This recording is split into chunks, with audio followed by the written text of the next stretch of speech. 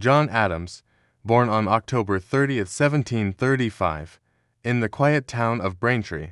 Massachusetts, would rise from a farmer's son to become one of the most powerful voices behind America's independence and the second president of the United States, carrying the weight of a nation on his shoulders long before a nation even existed. Raised in a strict Puritan household, Adams developed a sharp mind, fierce independence, and an early belief that virtue and education shaped the destiny of a free people. And after graduating from Harvard College, he chose law as his path, quickly becoming one of the most respected lawyers in the colonies, known for his integrity and brilliance. His rise to national fame began during the Boston Massacre trials, where despite being a firm critic of British rule, he boldly defended the British soldiers accused of killing colonists, arguing that justice must never bow to hatred. And though the decision was unpopular,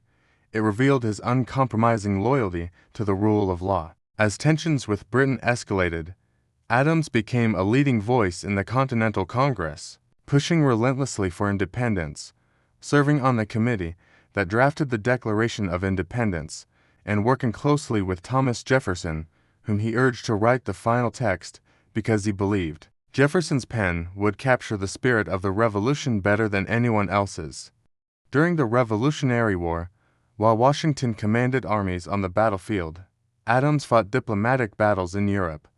securing crucial loans from the Dutch that kept the American cause alive, and later helping negotiate the Treaty of Paris, which officially ended the war and recognized America as a sovereign nation. After returning home,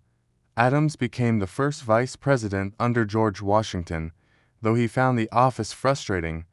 famously calling it the most insignificant office ever devised. Yet he remained loyal, offering support to Washington and helping stabilize the young government. In 1797, he became the second president of the United States, stepping into a nation struggling with internal divisions, economic uncertainty, and rising tensions with France, which threatened to drag America into another war. Adams' presidency was defined by his determination to maintain peace despite enormous pressure to fight, and although the XYZ affair angered Americans and inflamed anti-French sentiment, Adams resisted the growing calls for war, strengthening the military while secretly negotiating diplomacy,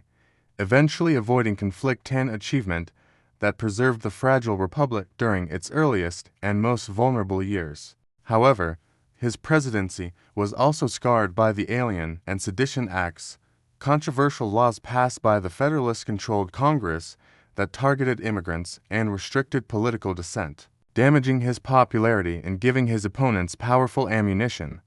In the election of 1800, Adams was defeated by Thomas Jefferson,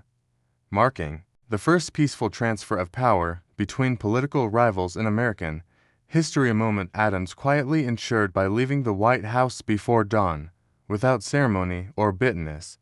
After retiring to his farm in Quincy, Adams spent his later years reflecting, writing, and rebuilding his friendship with Jefferson,